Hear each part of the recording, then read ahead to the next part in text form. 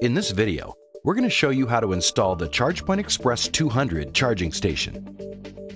We recommend that a ChargePoint O&M partner performs site validation. You can contact ChargePoint for site validation inquiries. Before we begin the installation, we first have to take the online training course to become a ChargePoint certified installer, which allows you to sign up for a ChargePoint installer account. The CPE200 must be installed and serviced by a ChargePoint certified installer only. If you do not complete this training, you are not able to complete the installation process, and ChargePoint will not take this product in warranty. Ensure that the concrete pad, 480-volt 3-phase and 120-volt single-phase AC power, and circuit protection is in place at the installation location by reviewing the specifications, wiring diagrams, and grounding requirements described in the CPE200 installation guide. Ensure that adequate CDMA, Verizon or Sprint, or GSM, AT&T or Rogers, cellular coverage is available at the installation location. To ensure adequate signal strength in underground garages or other enclosed parking structures, a cellular repeater may be required. And review the charging station's datasheet.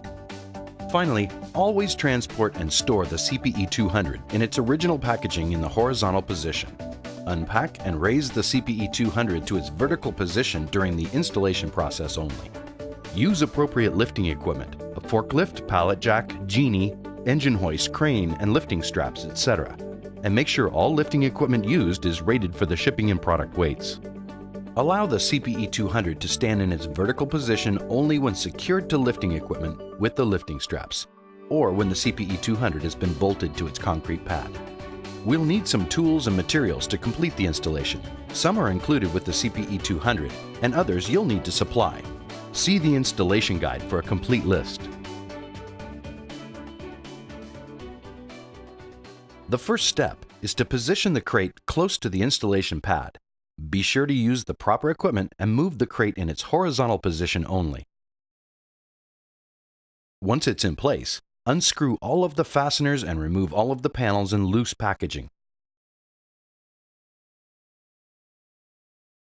Make sure you collect all of the screws so they don't get left in the parking area where they might puncture a tire. On top of the CPE200 are two lifting straps. We'll securely attach the straps to the lifting apparatus and gently raise the CPE200 to a standing position on its shipping base plate. Once it's vertical, we can set it down, but keep tension on the lifting straps. Now we can remove all of the remaining wrapping from the CPE200, but we'll leave it on the charging connectors to protect them through the installation process. To access the mounting plate, we first need to remove the fan. We'll use the supplied 5mm pin hex tool to unfasten the front and rear fan covers. Be sure to store the fasteners in a safe place. Now we release the front panel by moving it straight out. This exposes the fan and shipping base. Remove the fan by removing the 4 nuts using an 8mm or 5/16" nut driver.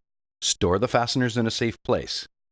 Slide the fan off the fasteners and place it on the base plate. Then gently pull the fan about 2 inches forward, taking care not to pull on the fan wires or coolant hoses.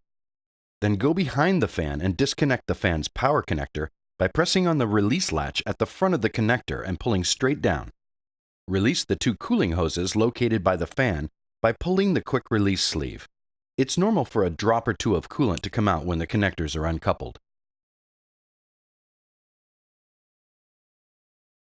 Now place the fan in a safe and clean place so it doesn't get damaged. Be sure not to allow dirt or other contaminants to come in contact with the coolant connectors or fan plug. Next, we'll remove the shipping base plate, unscrew the 4 bolts, and dispose of them properly. Now we're ready to mount the CPE200 onto our fully prepared concrete pad. Make sure the surface is clean, cured, and dry. We won't use any spacers between the CPE200 and the pad.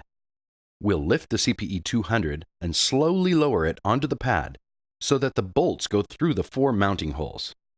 Fasten the CPE200 to the concrete pad using 4 washers and 4 5/8" nuts that you'll supply. Now tighten the nuts to 100 foot-pounds. To access the service area for wiring, we first need to remove the front panel. Using the supplied 5mm hex L key, we'll remove the 6 security screws and washers holding the front panel, starting with the bottom screws first. Lift the front panel upward to release it from the top hook. There are 3 cables attaching the left side of the front panel. We won't disconnect them, so be very careful not to pull on them.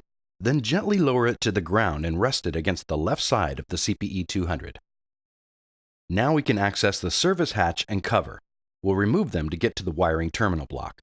Using an 8mm or 5/16" nut driver, remove the 10 service hatch nuts and remove the hatch to access the service cover. There's a wiring diagram on the inside of the service hatch.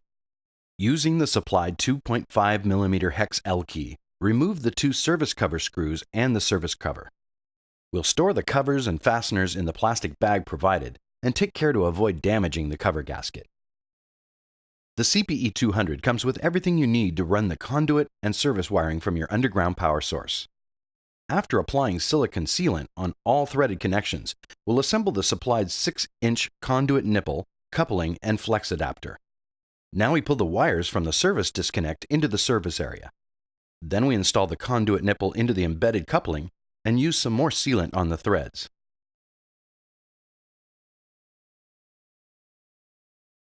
Next, we assemble the flexible conduit and remaining flex adapter and attach it to the hole in the service hatch, pulling the wires up into the service area.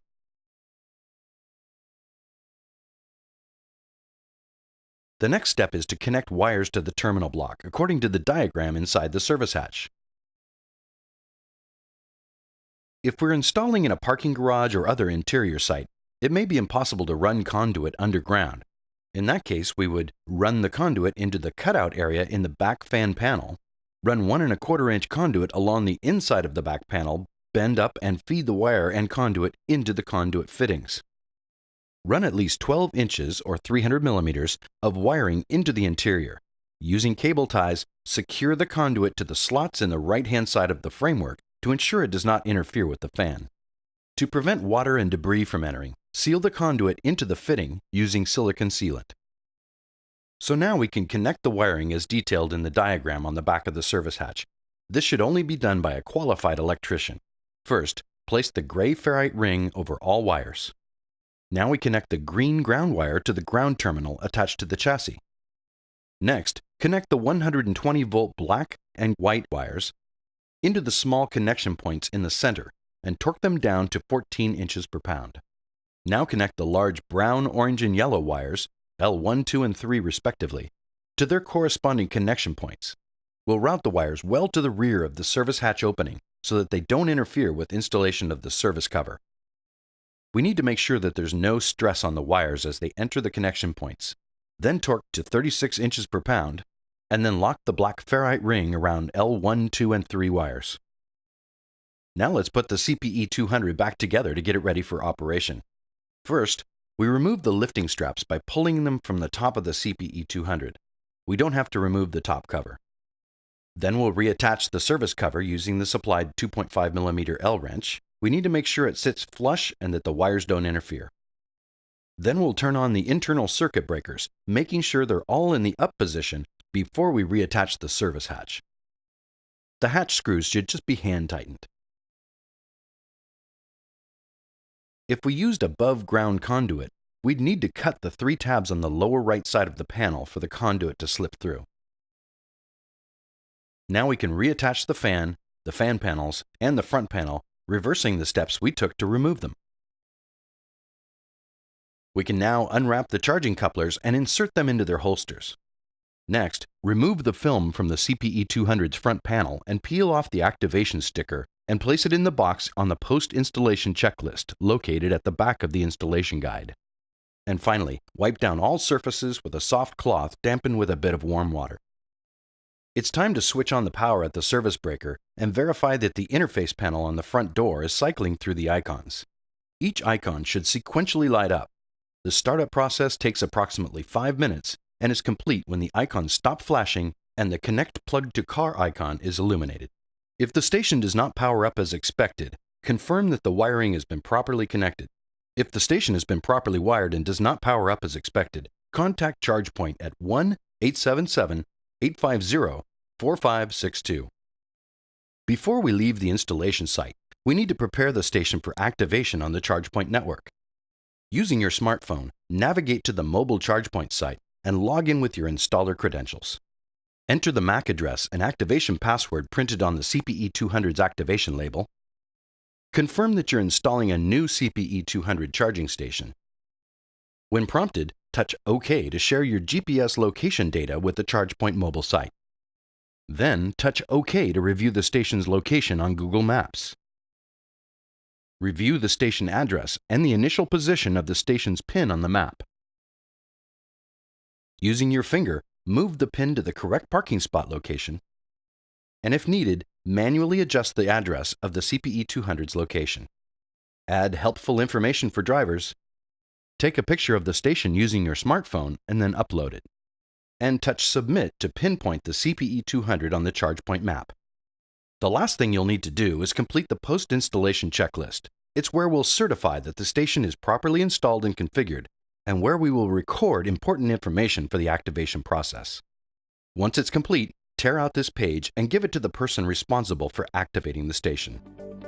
Congratulations! We've just installed a ChargePoint electric vehicle charging station. And all that's left is to activate the station on the ChargePoint network so drivers can find and use it. For more information about the installation process, including preparing the site, maintenance, and troubleshooting, please see the CPE200 installation guide on ChargePoint.com.